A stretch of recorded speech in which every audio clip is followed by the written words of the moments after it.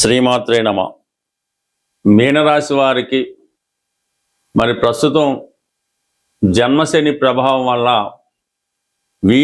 మీరు ప్రయత్నం చేస్తున్నటువంటి ప్రతి పని కూడా ఏదో విధంగా ఆలస్యం అవడం జరుగుతూ ఉంటుంది. ఏదో ఒక బలహీనత మిమ్మల్ని ఇబ్బంది పెడుతూ ఉంటుంది. అంటే మీకు మీరే కొన్ని మంచి పనులు వాయిదా వేసుకోవడం జరుగుతూ ఉంటుంది. అదొకసారి ఆలోచించుకొని ఈ పోస్ట్ పోన్ మెంటాలిటీ తగ్గించుకొని క్రమశిక్షణతో మెదిలినప్పుడు ఇప్పుడు మారినటువంటి గ్రహాలు మీకు అనుకూలంగా రావడం జరిగింది. ప్రస్తుతం మీనరాశి గురువు యొక్క స్వక్షేత్రం అవటం వల్ల వీళ్ళు చాలా నిజాయితీగా దైవ సంబంధంగా సాంప్రదాయంగా ఉండడం జరుగుతుంది. అటువంటి రాశిలోకి శని ప్రవేశం వల్ల కొంతవరకు మీరు ఈ ఆలోచనల ధోరణిలో మార్పు వస్తూ ఉంటుంది. అలాగే మీ యొక్క వృత్తి ఉద్యోగాల్లో కూడా ఇబ్బంది కలుగుతూ ఉంటుంది. ఎక్కువ కష్టపడి తక్కువ ప్రయోజనం పొందడం జరుగుతుంది. ఇది కొంతకాలం దాకా, అంటే మొన్నటి దాకా అది జరిగింది. అయితే జూన్ 2వ తారీఖు నుంచి గురువు ఎప్పుడైతే కర్కాటక రాశిలోకి వచ్చాడు, అంటే ఉచ్చ స్థితిలోకి వచ్చాడు, అంటే రాశ్యాధిపతి ఎంత బలవంతుడైతే ఆ రాశి వారికి అంత అనుకూలంగా ఉంటుంది.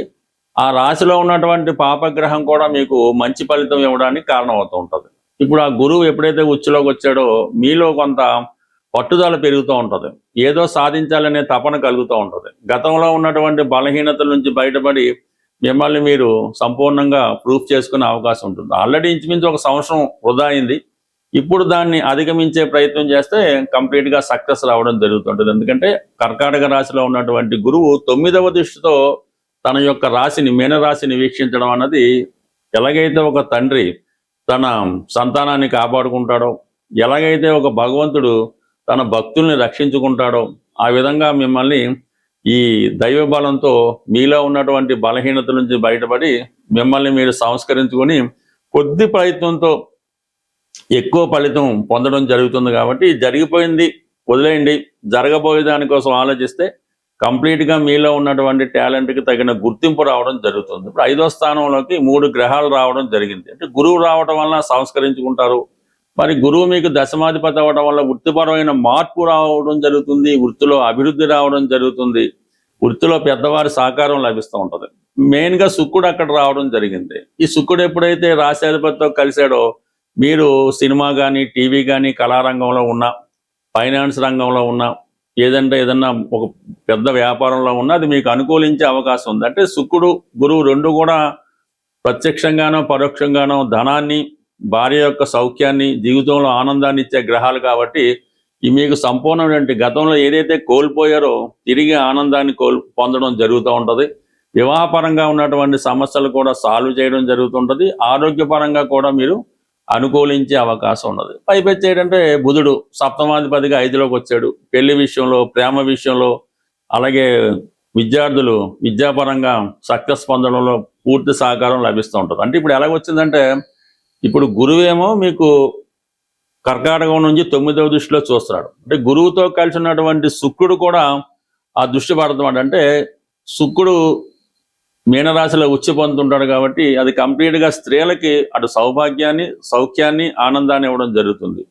బుధుడు విద్యాకారకుడు అవడం వల్ల, బుధుడు కూడా గురువుతో కలిసి ఉండడం వల్ల విద్యలో మీకు మంచి గురువు లభించడం వల్ల సరైనటువంటి ప్రాధాన్యత కూడా విద్యాపరంగా మీకు లభించే అవకాశం ఉంది. ఇది మీరు సినిమా రంగంలో ఉన్నా, మీడియా రంగంలో ఉన్నా, ఫైనాన్స్ రంగంలో ఉన్నా, ఎస్పెషల్లీ విద్యా రంగంలో ఉన్న 100% గతం కన్నా మెరుగైన ఫలితాలు పొందడం జరుగుతూ ఉంటుంది. గతంలో పోగొట్టుకున్నదంతా కూడా ఒకేసారి సంపాదించే విధంగా ఉంటుంది. అంటే ఇలాగని మాత్రం ఎట్టి పరిస్థితుల్లో కూడా ఈ స్పెక్యులేషను, షేర్ మార్కెట్, జోదం అటువంటి జోలికి మాత్రం ఎట్టి పరిస్థితుల్లో శని మీ రాశిలో ఉన్నంత కాలం ఈజీ మనీ కొరకు ఎట్టి పరిస్థితుల్లో కూడా ఆశపడవద్దు.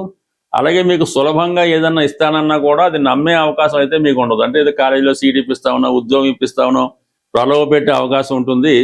సో అటువంటి వాటిలో ఎట్టి పరిస్థితుల్లో కూడా మీరు నమ్మడానికి అవకాశం లేదు. మీరు స్వయం కృషితో మీ తెలివితేటలు సంపాదించుకున్నది మాత్రమే రావడం జరుగుతుంది.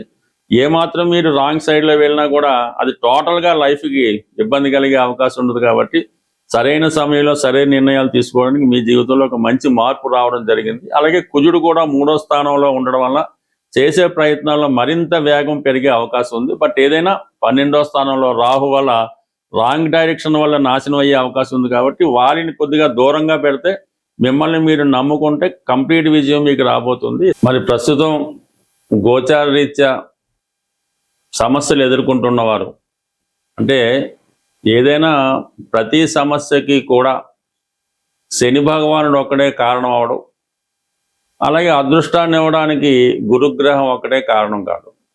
బట్ ఏదైనా గ్రహాల యొక్క అనుగ్రహం పొందాలంటే ముందుగా మనం ఏ గ్రహం యొక్క అనుగ్రహం పొందాలన్నా రవిగ్రహ అనుగ్రహం తప్పనిసరి.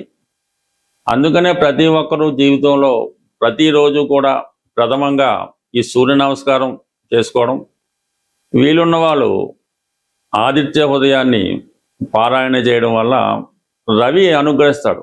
రవి అనుగ్రహించినప్పుడు అటు ప్రభుత్వం సహకరిస్తుంది, పెద్దవారు సహకరిస్తారు, మెయిన్గా ఆరోగ్యం కూడా అనుకూలించే అవకాశం ఉంటుంది. కాబట్టి ఇందులో స్త్రీ పురుషులన్న భేదం లేదు, ఇద్దరు కూడా సూర్య భగవాను ఆరాధించడం వల్ల మీలో కాన్ఫిడెన్స్ పెరుగుతూ ఉంటుంది.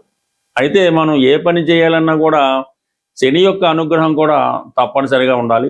అటువంటి శనిగ్రహ అనుగ్రహం సులభంగా పొందాలనుకున్న వాళ్ళకి ఈ వారం చివరిలో శనివారం రోజు అంటే 27వ తారీఖున శని త్రయోదశి రాబోతుంది. ఆ శని త్రయోదశి నాడు విధి విధానంగా మీరు శివాలయంలో ఉన్నటువంటి నవగ్రహాలైనా, ఇండిపెండెంట్గా ఉన్న నవగ్రహాల్లో అయినా ఆ రోజు విధి విధానంగా శని భగవానునికి అభిషేకం లాంటిది చేయించవలసి ఉంటుంది. అది స్వతంత్రంగా కాకుండా అక్కడ ఉన్నటువంటి పురోహితుల ద్వారా, ఆ గుడి యొక్క పద్ధతి ద్వారా 1 by 1 అంటే ఒకరి తర్వాత ఒకరు ఆరాధించుకోవాల్సి ఉంటుంది. ఇప్పుడు సాధారణంగా ఏం చేస్తారంటే ఒకరు ఏదో పువ్వులు పెట్టి పూజ చేస్తుంటాడు, ఒకడేమో నువ్వులు వేస్తుంటాడు, ఇంకోటి వచ్చి ఆయిల్ వేస్తుంటాడు. ఇలాగా అది శనికి చాలా డిస్టర్బ్ అవుతూ ఉంటుంది. అది క్రమశిక్షణ లేకపోవడం అన్నది శని భగవానికి చాలా ఇబ్బంది కలిగే విషయం. కాబట్టి ఏ సమయంలో అయితే మనకి ఎప్పుడైతే శనివారం శనిహోర ప్రారంభమైందో అది 1 by 1 శనికి డిస్టర్బ్ లేకుండా క్రమశిక్షణతో ఈ అభిషేకం చేసుకోవడం. అభిషేకం అయిన తర్వాత కంపల్సరిగా మీరు ఏ దేవాలయంలో పూజ చేస్తారో ఆ దేవాలయంలో ప్రధాన దేవతను కూడా అర్చించి, అంటే వీలైతే శివాలయంలో అభిషేకం చేయించుకొని ఆ రోజంతా కంపల్సరిగా నియమంగా ఉండాలి. శని అభిషేకం అయిపోయిన తర్వాత బయటకు వచ్చి టిఫిన్ చేయడం, మామూలుగా నిత్య కార్యక్రమాలు ప్రారంభించకుండా చాలా నియమంగా సాధ్యమైనంత వరకు సాత్వికమైన ఆహారం తీసుకోవడం, ఆయిల్తో చేసిన చాలా వరకు అవాయిడ్ చేయడం, చాలా సాధారణమైన జీవితాన్ని గడపడం, వీలైతే ఆ రోజు నేల మీద పడుకోవడం. మర్నాడు ఆదివారం కాబట్టి 90% ఆదివారం కూడా ఆ నియమాన్ని మీరు పాటించవలసి ఉంటుంది.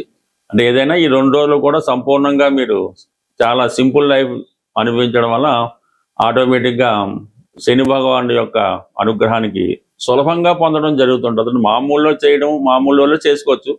ఈ ప్రత్యేక పర్వదినాల్లో చేసుకున్నప్పుడు ఆ ఫలితం మరింత అధికమైనటువంటి ఫలితాన్ని ఇవ్వడం జరుగుతుంటుంది. కాబట్టి కంపల్సరిగా మరి ఈ వారంలో వచ్చే శని త్రయోదశి, ఆ మన్నాడు వచ్చే ఆదివారం 2 రోజులు చేసుకోవడం వల్ల కంప్లీట్గా మీరు అటు సూర్య భగవానుడి అనుగ్రహం, శని భగవానుడి అనుగ్రహం లభించి మీ జీవితంలో ఉన్నటువంటి చిన్న చిన్న సమస్యలకి చాలా సులభంగా పరిష్కారం లభిస్తుంది.